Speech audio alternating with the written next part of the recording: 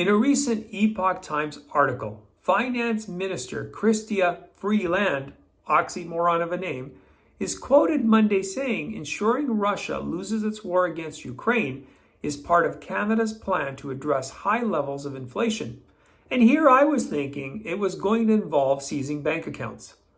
I absolutely do believe that an important part of Canada's inflation fighting strategy has to be to support Ukraine and to ensure that Ukraine does win in the war against Vladimir Putin, Freeland told the House of Commons Standing Committee on Finance.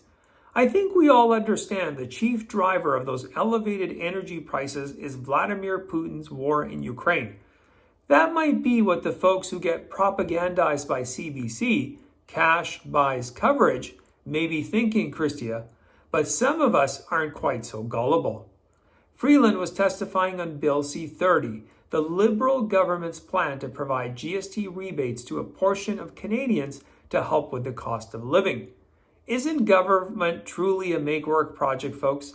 First create the problem, then offer a solution to fix said problem created by government, and of course the solution creates a further problem. Well, you get the point.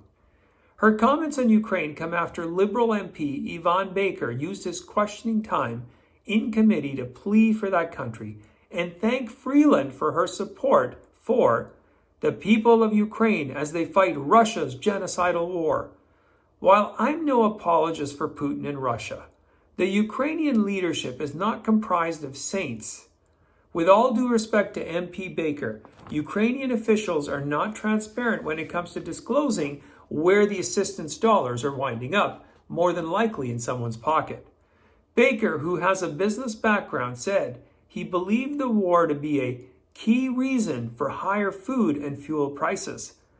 I'm sure it could have nothing to do with the insane green climate agenda, the one that's shutting down any kind of energy production worldwide that doesn't involve wind, solar, or tidal. Don't believe me?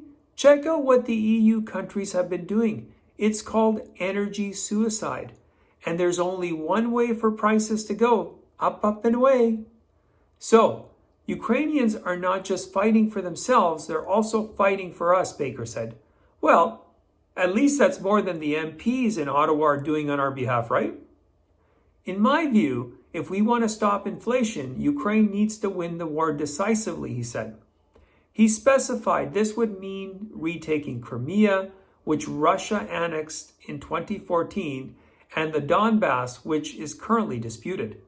Now, I don't mean to quibble or anything, Yvonne, but what about all the money we're printing and sending over there that we don't have? Won't the future tax hikes needed to pay for that be just another form of inflation? Just saying. Putin's price hike isn't a new talking point, folks. The merry band of idiots south of us, the Biden administration, has been blaming Putin for everything. Have hemorrhoids? It's Putin's fault. If not, for sure it's Trump's. Or more than likely, both of them. Biden has called Russia's invasion the biggest single driver of inflation and used the phrase Putin's price hike to address the rising prices and, of course, his falling poll numbers. Oil prices have been steadily climbing since the spring of 2020 and did spike after the invasion, but they have been decreasing since late spring 2022. Little side point. When the last guy who was running the show down south, he had this crazy idea of energy independence. Tap into the natural resources of the U.S. and allow for managed and sensible energy exploration. Funny thing, not only did prices for fuel fall, but foreign energy dependence fell as well. In fact, the U.S. became a net energy exporter, which might have had a little something to do with their robust economy at the time. Now, with respect to food, maybe the crazy policies on nitrogen and additional direct and indirect tax surcharges on farmers, animals, and meat production, all in the name of climate change, maybe, just maybe, that could be causing our higher food prices. Of course, I've yet to mention the shuttering of the economy for a virus. It's not the war in Ukraine, it's really domestically caused constraints on the supply side. Ross McKittrick, a professor of economics at the University of Guelph in Ontario, previously told the Epoch Times.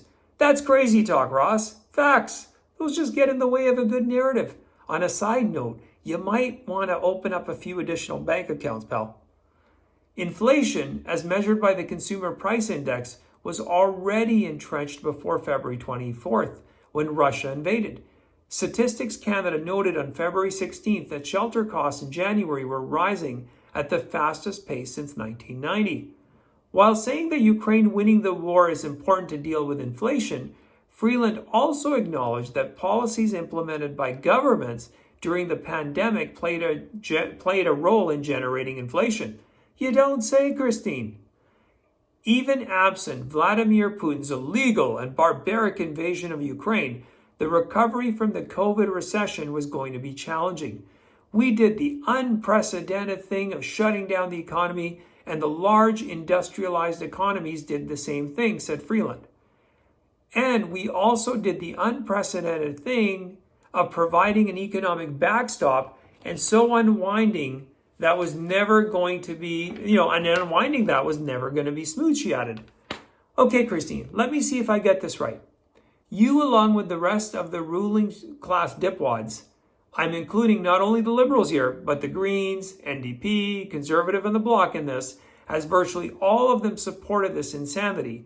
You folks effed up the economy, but far from accepting any teensy-weensy bit of responsibility for it, are blaming anything and everything else. But if that wasn't enough, adding insult to injury, not only are we supposed to pay for the original F-up, but you're doubling down and spending more virtual money, which any reputable economist will tell you won't help, but hurt even more. Does that about sum it up? It's a wonder that they don't set up wind turbines in Ottawa. After all, it's full of windbags. Just saying. Anyway, thanks for watching. I do appreciate it. Please post any comments you have in the comment section. You can also follow me on my Rumble and my Locals account, and I will see you next time.